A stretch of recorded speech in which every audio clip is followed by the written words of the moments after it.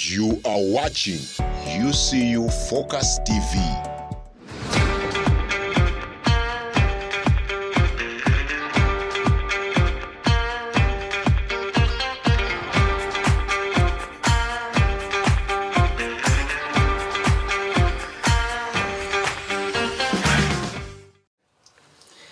A warm good afternoon, dear ladies and gentlemen. Welcome to the sports show that is UCU Sports Focus. My name is Ian Asabo, and it has been quite a while since we've been in set. And as usual, a lot of sporting action has gone throughout the world, UCU, the national basis, and even all over the country and the continent and the world that is Earth. So, ladies and gentlemen, we have quite a number of discussions we're going to have today. We're going to bring you the UCU results. We're going to talk a little bit about Vipers. We're going to talk about the INTERFACULTY tournament that is going on here at UCU.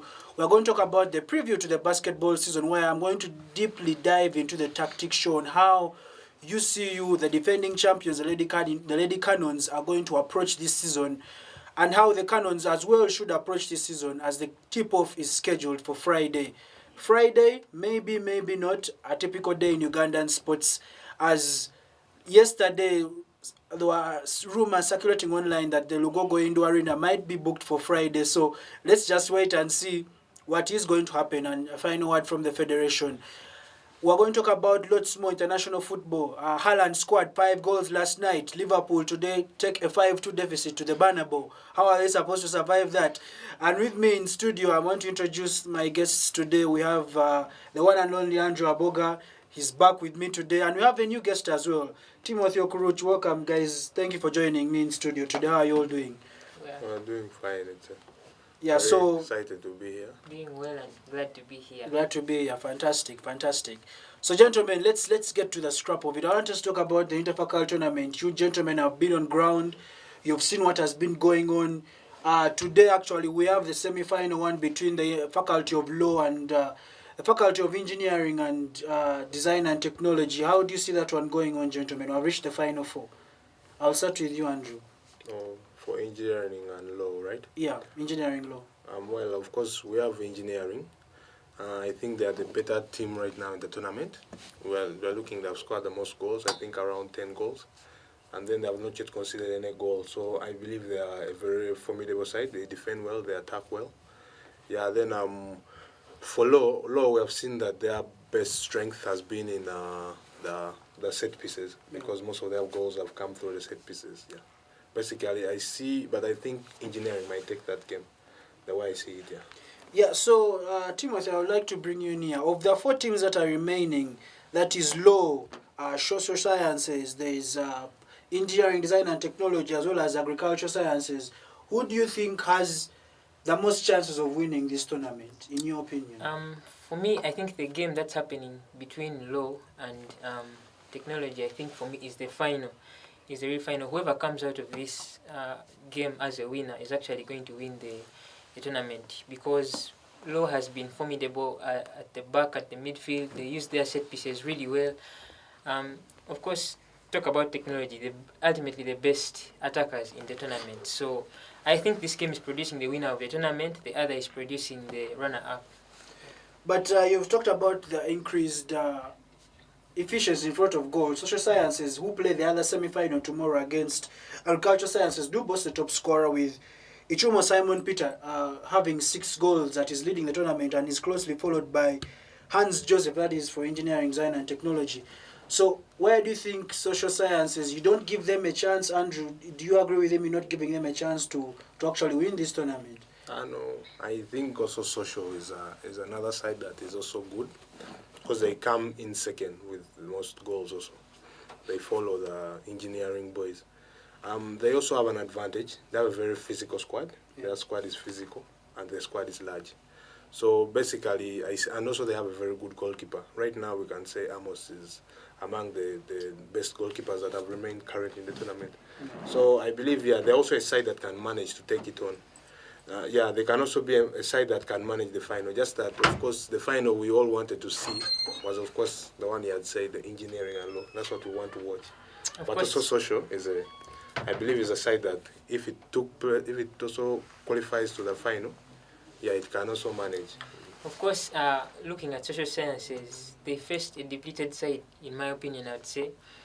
They went through mass communication, 7 goals it was. So I think it's that result that put in a big boost for them. But looking at some of the other matches, for example, their game against Law, they struggled to pull off a good performance.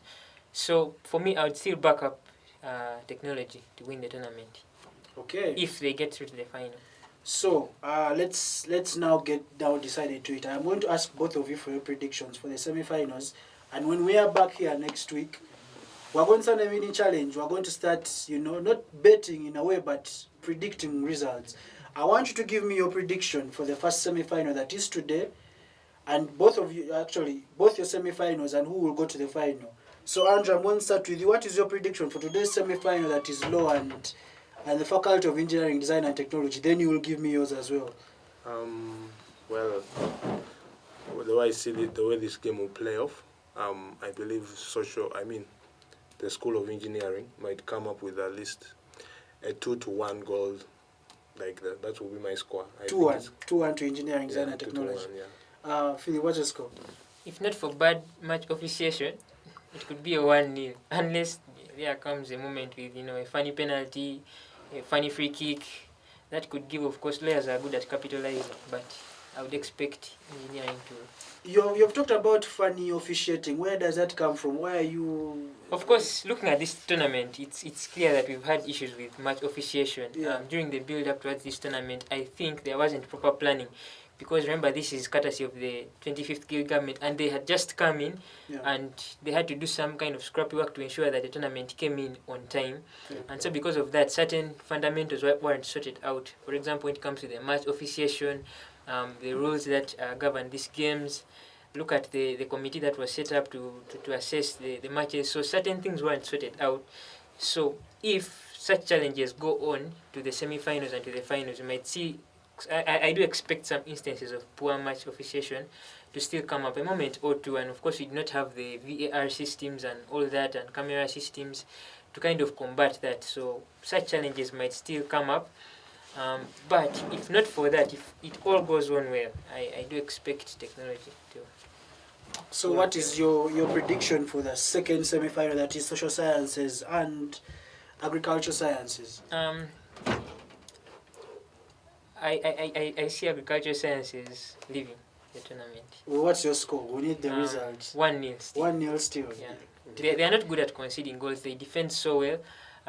They are good at pragmatic football, but the challenge with that is you need to score goals, because this is a knockout part of the tournament. It's not about picking up points. So here you have to kind of find the goals, and they have not been doing that so well. I just see them going out. Andrew, what's your score? Well, I could go with the agriculture also losing out this tournament, because we all saw how they came through to reach the knockout stages. It was because business got some issues with the disciplinary committee where points were deducted. So, so they are basically like the dark horses of the tournament right now as we speak. But of course, anything can happen in football, but I see social winning the game. What's your score? I'm looking at maybe a 2-0 to social. Social winning 2-0. All right. Thank you so much, gentlemen, for that segment. That is the Interfaculty tournament. So as the Final Four approaches in this 2023 January edition of the Interfaculty tournament, we have 4 teams remaining. We have Law, who look like they want to be in the final. We have Social Sciences, who actually have the top scorer. We have Faculty of Engineering, Design and Technology, who are the top scorers of the tournament. And you have the Agricultural Science Department looking to pull out a Euro 92 Denmark-esque style and win the tournament. That is the Interfaculty 2023.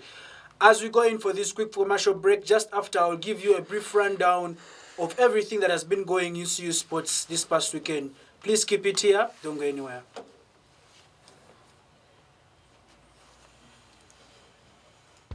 You are watching UCU Focus TV. You are watching UCU Focus TV.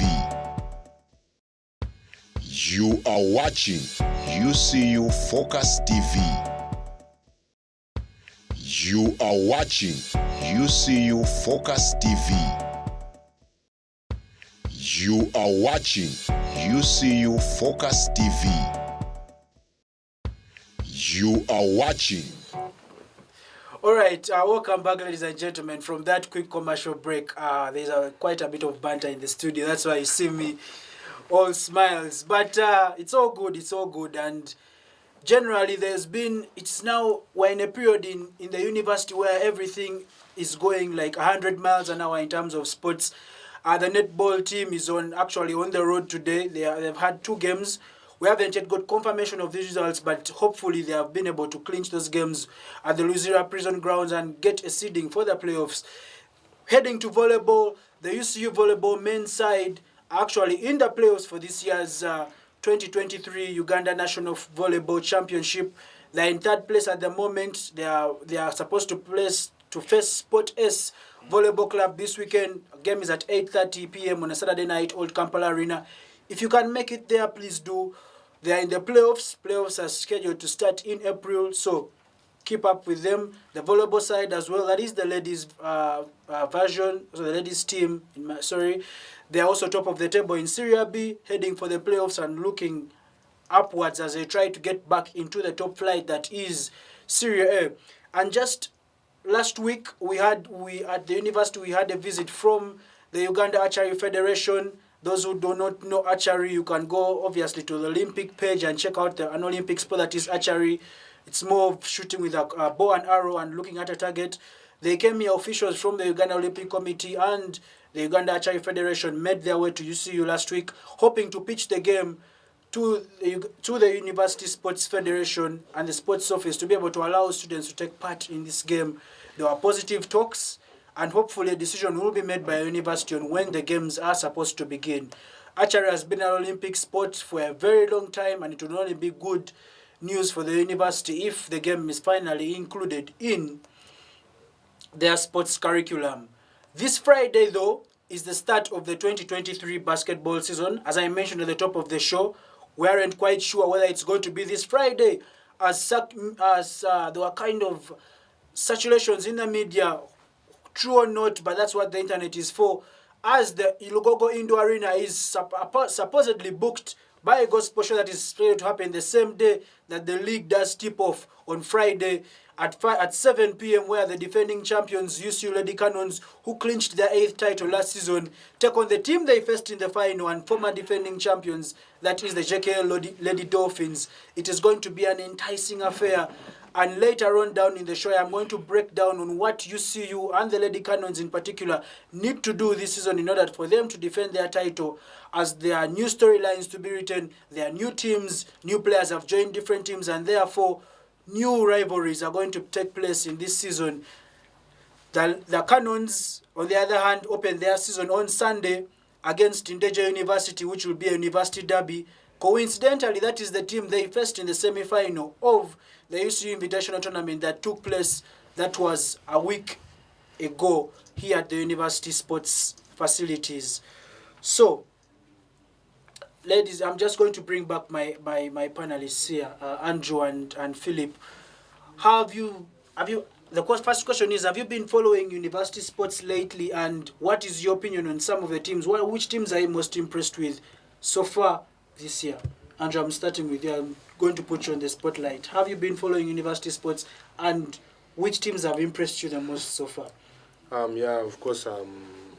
Basically, I've been following majorly the basketball league, the national basketball for the schools, or the ones where universities also participate in the national basketball league. Yeah. Talking about the UCU Cannons or Lady Cannons, the KIU Titans. Yeah.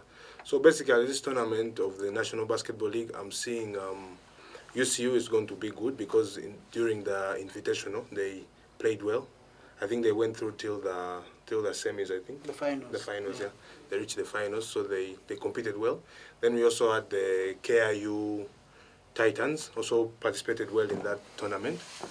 Then I'm also seeing, but the only team that I might see that might not do well in this coming National Basketball League is the NAM Blazers, because they lost a lot during the transfer.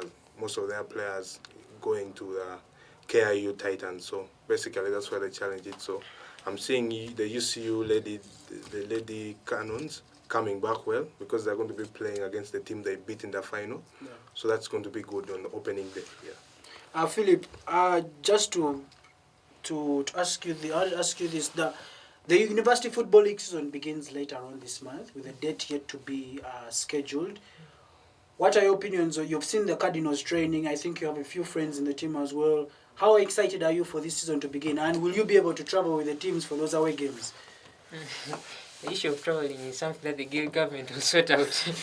So we're waiting on their communication. The budget process is undergoing, so we won't refuse to travel with them if invited as journalists. But of course, the new sports minister, I think one of the biggest strengths of the Cardinals team is the goalkeeper. I think Minister Honorable Collins Wasonga does such a good job in between the poles. I don't know how this appointment as minister will affect his performance, but to me, I think if he does well, I think the team does well. Just like the old saying that Chelsea players had: if Czech does well, Chelsea does well. So I think it's going to depend on how well he will get into the season. If he gets on a high, I think it will be good for the team. But also, I wanted to speak about the Cannons. Yeah. I think the Cannons were so impressive. Looking at, I think during the finals last season, they were 3-1 down at some point, and they managed to come and win it 4-3, winning 3 games in a row. So for me, I think they are so far the biggest. They've carried the flag of UCU.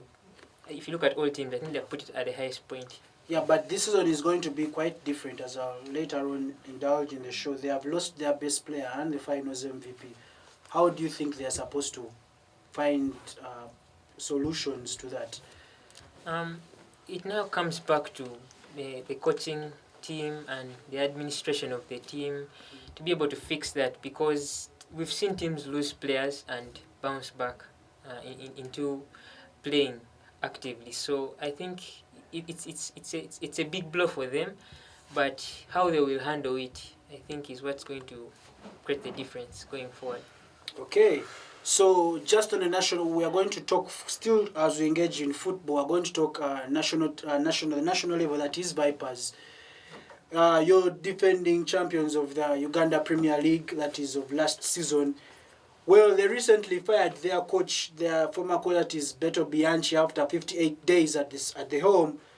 And they went local this time. I think that was something that excited a lot of Ugandan football fans everywhere. They went east, got their man in Alex ISABIRYE, who's now at the helm. Actually, yesterday was his first game, and they won 5-4 penalties against Wakiso Giants in the Uganda Cup. So positive start for him. But my question is, are you happy that Vipers have actually gone down the local route? I mean, Alex ISABIRYE is the same person in charge of, is actually the man responsible for Vipers not having a league and cup double this year, with his side Bull beating Vipers in the Uganda Cup final last year. So do you think that they are better off now with the local coach at the helm? Philip, I must start with you.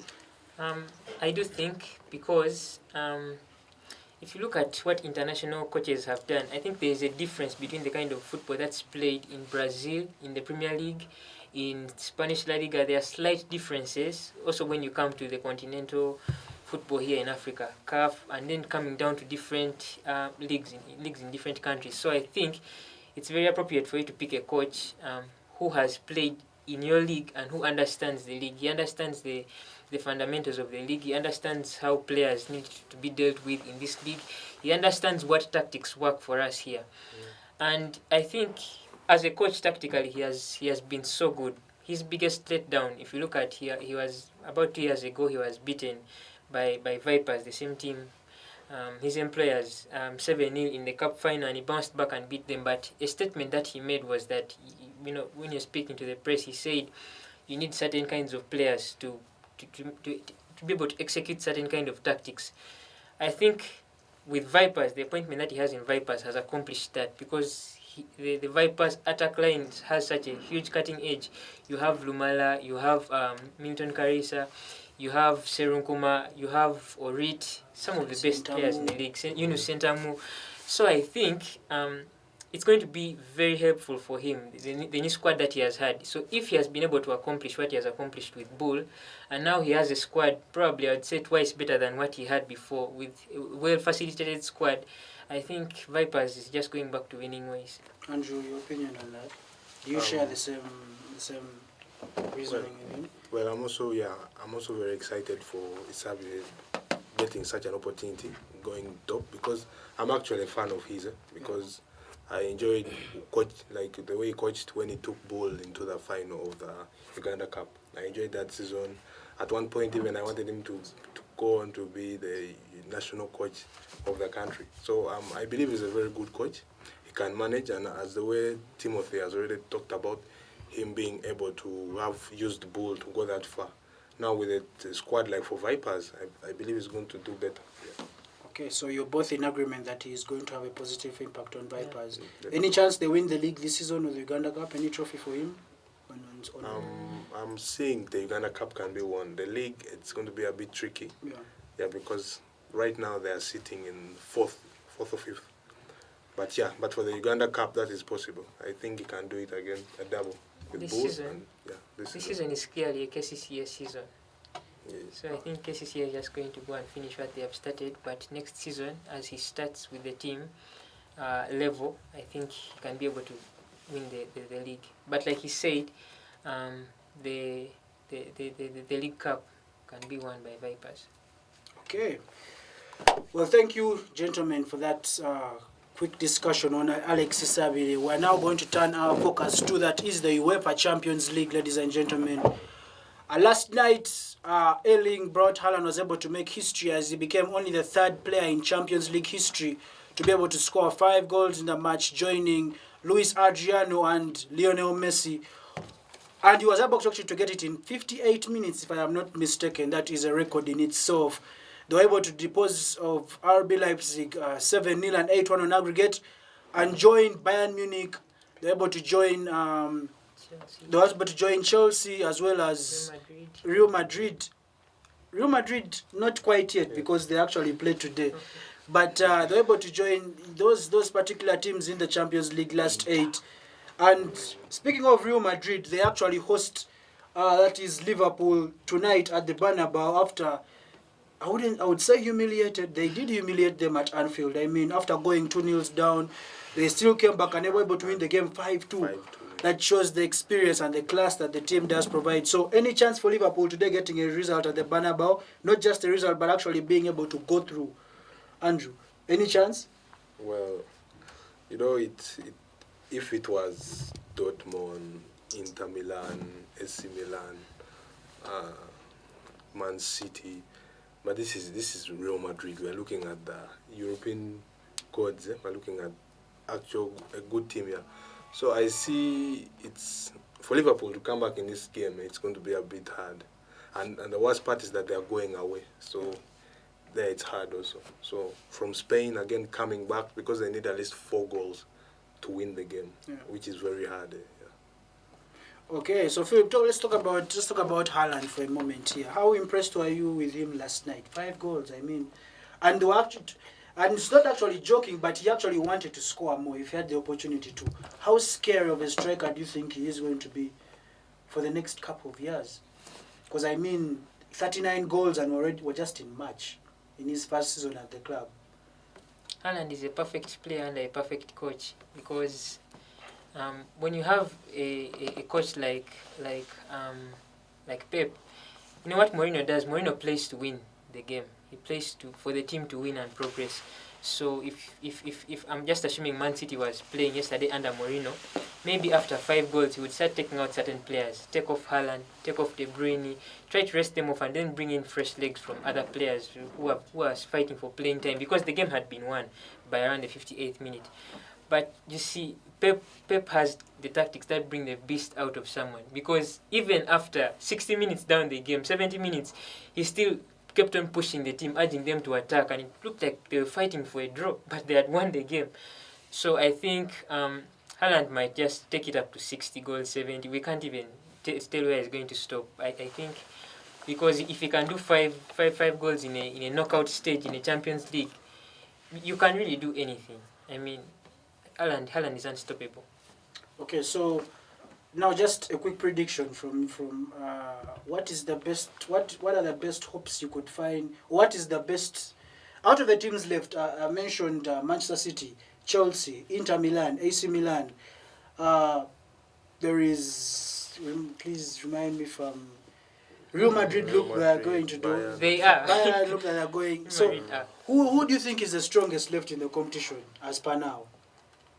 As per now. Yeah. Who are your favorites going? Who will make it into that final in Istanbul? Two teams.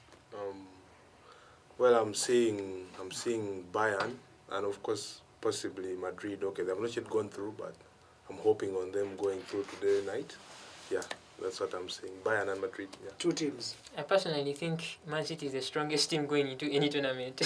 I think it takes a coach to outsmart Pep and his Man City side. But for example, if you look at how they were eliminated from the Champions League last season by Real Madrid, it took pedigree. They just had to hang in there and kind of survive by the whisker. But going into every competition, Man City are favourites. So the runners-up, you could put Madrid. Madrid have a pedigree for Champions League football. They did it 3 times in a row. You can back them up again. I mean, Modric plays like a 25-year-old, yet he's at the peak of his career. Karim Benzema is at the level of a Ballon d'Or. Young people like Kamavinga and Valverde are doing so well. So you can always back Real Madrid. Rodrigo comes off the bench and plays like he should have started.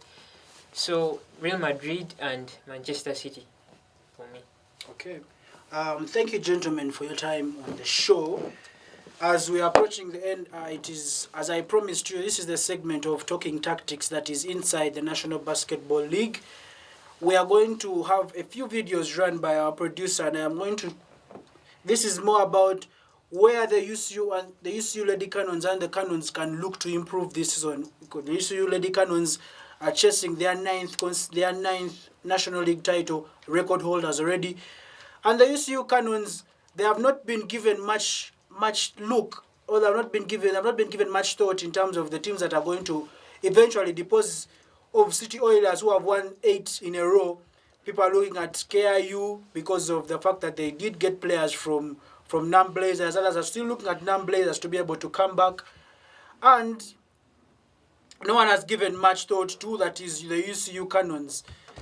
We are just about to get into why I think the UCU Lady Cannons should be able to improve in certain areas. I mean, last season, their top scorer and finals MVP, Ekon Rose, who averaged 17 points per game and 16 rebounds, a heavy double-double, has left the team. So that means the tasks do have to fall to certain players. Like, as the girls category, that is Peter Sifuma, you're all watching, and I feel Peter Sifuma, even after Titus Lual and Baed Pale were able to leave the team and head to City Oilers, Peter Sifuma has a lot to do and a lot to provide to this UCU team because of the way that he's able to command the presence in the paint. He's able to get rebounds.